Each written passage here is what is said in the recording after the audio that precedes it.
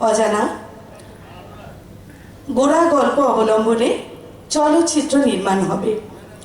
সুরকার স্বয়ং নজরুল ইসলাম। তিনি সেই চলচ্চিত্রে বেশ কিছু রবীন্দ্রসঙ্গীত ব্যবহার করলেন। তখনকার দিনে নিয়ম ছিল যে রবীন্দ্রনাথের রবীন্দ্রসঙ্গীত যখন কোনো চলচ্চিত্রে নেওয়া হলে বা নিতে হলে সেখানে বিশ্বভারতীর অনুমোদন লাগতো। যাই হোক, পরিচালক যেখানে নজরুল ইসলাম, তিনি ভাবলেন যে তার হয়তো আর দরকার পড়বে না।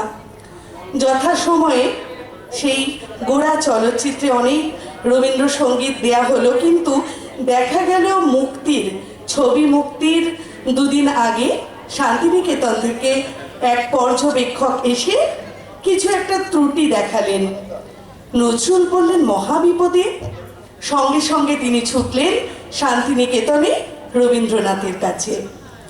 রবীন্দ্রনাথ তো হেসেই আকুল। তিনি বললেন, আমার গান তুমি করছো, সেখানে কি এত মাতব্বর আছে যে সেই সঙ্গীত নির্মাণে বাধা দেয়? দাও কাগজ, কোথায় সই করতে হবে, আমি করে দিচ্ছি। এমনই ছিল রবীন্দ্র নজরুল সম্পর্ক। এবারে মঞ্চে সুরস্বর্গ সঙ্গীতালয় এবং পরবর্তীতে